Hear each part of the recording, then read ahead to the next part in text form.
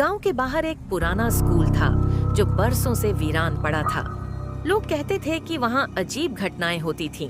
रात में बच्चों की हंसी सुनाई देती थी, परछाइयां चलती दिखती थीं और कभी-कभी चीखों की आवाजें भी आती थीं।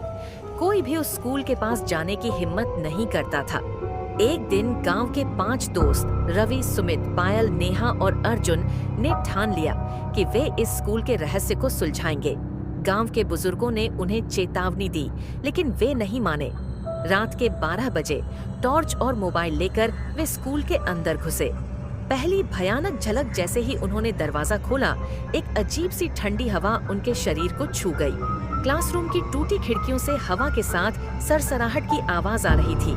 अचानक बोर्ड पर बिना किसी के लिखे भागो शब्द उभर आए। नेहा डर के मारे चीख पड़ी, लेकिन बाकी दोस्तों ने उसे शांत किया। वे लाइब्रेरी की ओर बढ़े। वहां धूल से ढके पुराने किताबों के बीच एक डायरी मिली। अर्जुन ने उसे उठाकर पढ़ना शुरू किया। यह स्कूल श्रापित है, जो यहाँ आया वह लौटकर नहीं गया। तभी अचानक कमरे की सभी किताबें जमीन पर गिर पड़ीं, जैसे किसी ने जोर से धक्का दिया हो।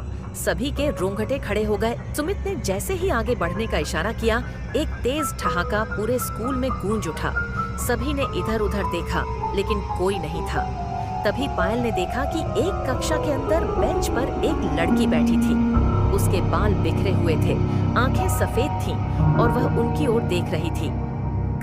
कौन हो तुम? रवि ने कांपती आवाज में पूछा। लड़की अचानक हवा में उठी और डरावनी आवाज में बोली, तुम्हें यहाँ नहीं आना चाहिए था। और अगले ही पल वह तेजी से उनकी ओर बढ़ी। सभी ने भागना शुरू कर दिया। जैसे ही वे गेट के पास पहुंचे, दरवाजा अपने आप बंद हो गया। डायरी का रहस्य अब उनकी निगाहें फिर से डायरी पर पड़ी। उसमें लिखा था कि यह स्कूल 20 साल पहले बंद हो गया था, क्योंकि एक छात्रा परीक्षाओं में फेल होने के कारण आत्महत्या कर चुकी थी। उसका नाम स्वाति था और तब से उसकी आत्मा यहाँ भटक रही थी। हमें उसकी आत्मा को मुक्ति दिलानी होगी, पायल ने कहा।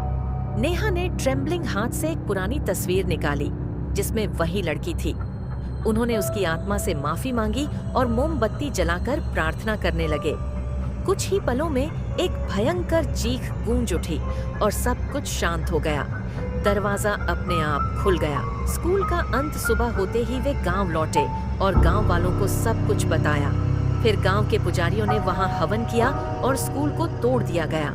आज भी जब रात होती है तो लोग उस स्कूल की जमीन से अजीब सी आवाजें सुनते हैं। शायद स्वाति की आत्मा अब भी किसी का इंतजार कर रही हो।